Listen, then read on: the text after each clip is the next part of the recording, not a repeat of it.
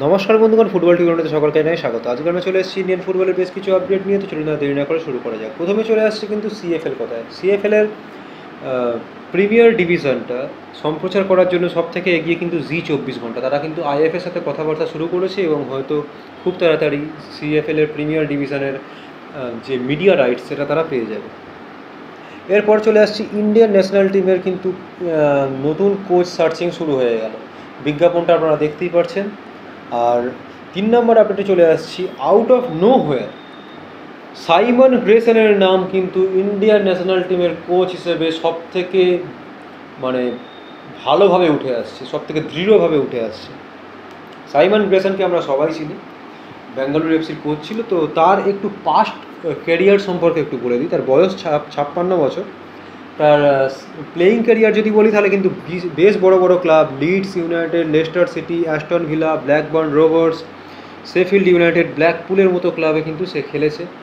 Managerial career যদি বলি, Blackpool, Leeds, Huddersfield, Preston North End, Sunderland, Bradford City, Fleetwood Town, এবং সেখান থেকে 2022-23 মরশুম এবং এই মরশুমেরও, এই 23-24 মরশুমের কিছুটা অংশ সে কিন্তু বেঙ্গালুরু এফসিতে কাটিয়েছে।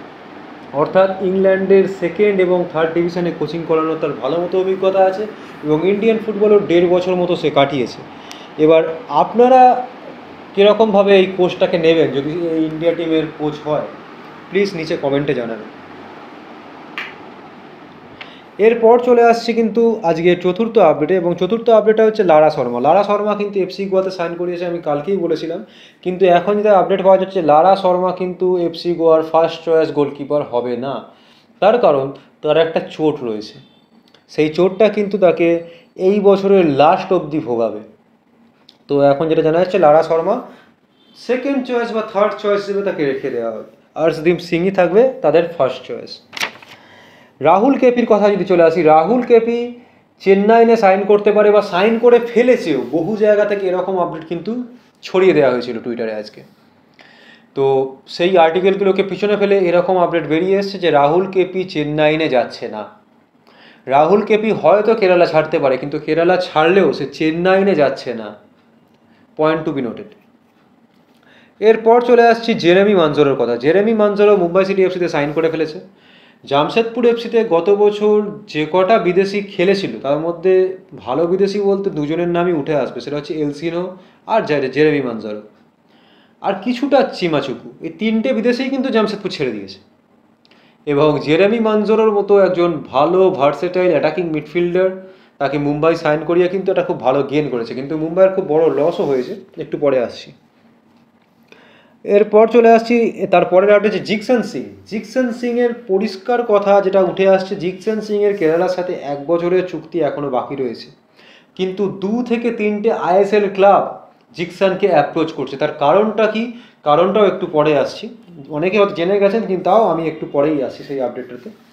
আর কেবিএফসি 1 বছর তাকে ফ্রিতে ছেড়ে দেবে না, এটুকু কিন্তু শিওর। হয় তার কন্ট্রাক্ট এই বছরেই এক্সটেন্ড হবে, অর্থাৎ এই মুহূর্তে এক্সটেন্ড হবে, অথবা তাকে এই মুহূর্তে তার মার্কেটে যে ডিমান্ড রয়েছে সেই ডিমান্ড অনুযায়ী ট্রান্সফার ফি নিয়ে তাকে ছেড়ে দেওয়া হবে।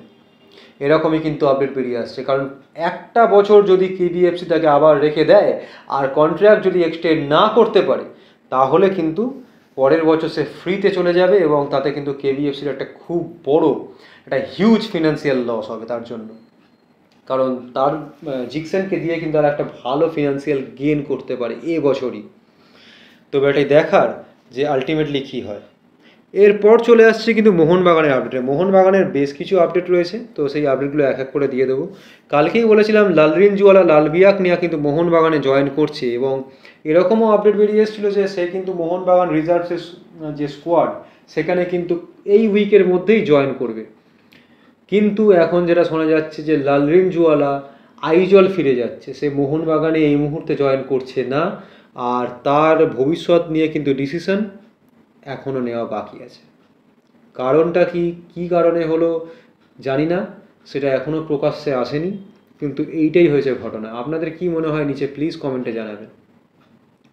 এরপর চলে আসছি মোহনবাগানের আরেকটি আপডেটে। এটাও কিন্তু একটা রিউমার, ওয়াইল্ড রিউমার, এবং বা বলতে পারি ফেক নিউজ।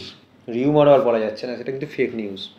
জাভি মার্টিনেজ মোহনবাগানে সাইন করেছে বা সাইন করতে চলেছে, এরকম কিন্তু একটা মোহনবাগান ফ্যান বেস থেকে ছড়িয়ে দেওয়া হয়েছিল। এই আর্টিকেল ছড়িয়ে যাওয়ার পর মানে হুড়তাড় পড়ে গেছিলো। জাভি মার্টিনেজ একটা বিশাল বড় player. Xavi Martinez Spain under 18 under 21 তো খেলেইছে, স্পেন ন্যাশনাল টিমের হয়ে কিন্তু 18টা ম্যাচ খেলেছে, যার মধ্যে 2010 সালে যে ওয়ার্ল্ড কাপ উইনিং স্কোয়াড ছিল সেই স্কোয়াডের সে মেম্বার ছিল। একজন সেন্টার ব্যাক, ওসাসুনাতে খেলেছে, অ্যাথলেটিকো বিলবাও এর হয়ে কিন্তু 250টা ম্যাচ খেলেছে। বায়ার্ন মিউনিকের লেজেন্ড 268টা ম্যাচ খেলেছে সে সেখানে, এবং 2021 সাল থেকে কাতারের ক্লাব কাতার এসসিতে খেলছে, সেখানে কিন্তু 71টা ম্যাচ অলরেডি সে খেলে ফেলেছে। বয়স তার 35, কিন্তু এই জাভি মার্টিনেজ মোহনবাগানে আসছে না, এরকম কিন্তু আপডেট বেরিয়ে এসছে, এবং সেটা কিন্তু ফুল অ্যান্ড ফাইনাল আপডেট। তবে এটি দেখার যে আলটিমেটলি মোহনবাগান কোন বড় প্লেয়ারকে গ্র্যাব করতে পারে। এরপর চলে আসছি মোহনবাগানের আজকের ব্রেকিং আপডেটে।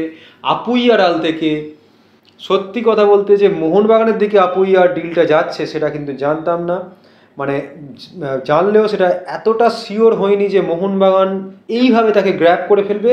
এবং এটা শোনা যাচ্ছে যে এই 2 থেকে 3 দিনের মধ্যে তার সাথে কিন্তু সমস্ত ডকুমেন্ট সাইন হয়ে যাবে এবং ডিল কিন্তু লক হয়ে গেছে।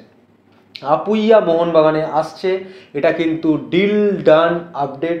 এবং আপুইয়া মোহনবাগানে আসছে বলেই মুম্বাইয়েরও কিন্তু ডিফেন্সিভ মিডফিল্ড জোনটা খালি হচ্ছে, যার জন্য কিন্তু একটা শিফটিং প্রসেসে জিকসনের দিকে মুম্বাই যাচ্ছে, এবং জিকসনকে নেওয়ার জন্য আরও আইএসএল ক্লাবরা যাচ্ছে, যেটা বলেছিলাম জিকসনের ট্রান্সফারের শুরুর ক্ষেত্রেই। আর এটাও বলেছিলাম যে জেরেমি মানজোরের খবরের সময় যে মুম্বাই একটা বড়সড় লস করলো, সেই লসটা হচ্ছে এটাই যে আপুইয়াকে মুম্বাই হারিয়ে ফেলল।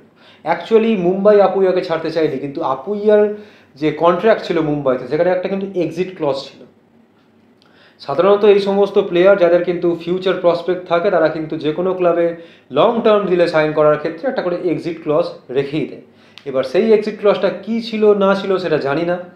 অবশ্যই ট্রান্সফার ফিতে একটা এক্সিট ক্লজের একটা কন্ডিশন ছিল, এছাড়াও নিশ্চয়ই অন্য কিছু ছিল যেটা কিন্তু প্লেয়ারের হাতে ছিল, এবং প্লেয়ার 2 বছরের কন্ট্রাক্ট থাকা সত্ত্বেও এই এক্সিট ক্লজটাকে নিজের হাতে কিন্তু ট্রিগার করেছে, অর্থাৎ আপুইয়া নিজে হাতে কিন্তু এই এক্সিট ক্লজটাকে ট্রিগার করেছে, যার জন্য আপুইয়া মোহনবাগানে জয়েন করছে। তো এবার এটি দেখার যে আপুইয়া মোহনবাগানে এসে কীরকম ভালো খেলতে পারে। আর আজকে লাস্ট আপডেট সেটাও কিন্তু মোহনবাগানকে নিয়ে। জর্জিয়ার একটা প্লেয়ারের কথা কিন্তু কিছুদিন আগেই বলেছিলাম, সে কিন্তু জর্জিয়ার ন্যাশনাল টিমের রেগুলার নয়, কিন্তু মোহনবাগান তার পিছনে যাচ্ছে, এই কথাটাই কিন্তু উঠে এসেছিলো। কিন্তু আজকে যে প্লেয়ারটার কথা উঠে এসছে সে কিন্তু জর্জিয়া ন্যাশনাল টিমের রেগুলার, সোলোমন কার্কভেলিয়া। উচ্চারণে যদি একটু প্রবলেম হয় তার জন্য সরি, কারণ এই নামগুলো উচ্চারণ করতে একটু অসুবিধা হয়। এই প্লেয়ারটা কিন্তু মোহনবাগানের দিকে হেডিং, এটা এরকম কিন্তু আপডেট বেরিয়ে আসছে। এই প্লেয়ারটা কিন্তু রাশিয়ার ক্লাব জেনিট বা জর্জিয়ার ক্লাব টিএস একাডেমি, তাছাড়া রাশিয়ার ক্লাব রুবিন কাজান, লোকো মস্কো, রোটর ভোলগোগ্রাদ, এছাড়া ইউক্রেনের ক্লাব মেটালিস্ট 1925, নেফচি বাকু, আর লাস্ট খেলছিল সৌদি আরবের ক্লাব আল অকদুদে। এবং জর্জিয়ার ন্যাশনাল টিমের হয়ে কিন্তু 59টা ম্যাচ খেলে ফেলেছে, ইউরো 2024 ম্যাচ খেলছে। গত ম্যাচ আর কি জর্জিয়ার গত ম্যাচ যেটা কিন্তু তারা 3-1 হেরেছে, সেই ম্যাচটাতেও কিন্তু সে 82 মিনিট মাঠে ছিল। তুর্কির সাথে যেটা ম্যাচটা হয়েছে কালকেই, যে ম্যাচটা হয়েছে সেই ম্যাচেও কিন্তু এই প্লেয়ারটা 82 মিনিট মাঠে খেলেছে, এবং এই প্লেয়ারটার market value 5.6 crore, centre back, age 32। এবার ব্যাপারটা হচ্ছে কি, জনি কাউকে যখন মোহনবাগানে এসেছিল তখন কিন্তু মোহনবাগান একটা প্রেস রিলিজ করে বলো বা টুইটারে দিয়েই মাধ্যমেই বলো জানিয়ে দিয়েছিল যে ইউরো থেকে তারা একটা প্লেয়ারকে নিচ্ছে, এরকম একটা হিন্টস দিয়ে দিয়েছিল। এখনও পর্যন্ত কিন্তু মোহনবাগান ক্যাম্প থেকে সেরকম কোনো হিন্টস আসেনি যে এই ইউরো থেকে প্লেয়াররা আসবে। বহু আর্টিকেল লেখালেখি হচ্ছে যে ইউরোর প্লেয়ারদের সাথে মোহনবাগানের নেগোসিয়েশন চলছে, অফার চালাচালি হচ্ছে, এই সমস্ত চলছে, কিন্তু মোহনবাগান এখনও কিন্তু সেরকম কোনো হিন্টস দেয়নি যে ইউরো থেকে তারা প্লেয়ার নিচ্ছে। তবে এটাই দেখার যে আলটিমেটলি এই প্লেয়ারটাই মোহনবাগানে আসে কিনা। তো আজকের ভিডিও ছিল এইটুকুই। ভিডিওটি ভালো লাগে ভিডিওকে লাইক করুন, শেয়ার করুন, চ্যানেলটিকে অবশ্যই সাবস্ক্রাইব করুন যাতে করে আপনি আরও দেখতে পারেন। তো আজকের জন্য গুড বাই।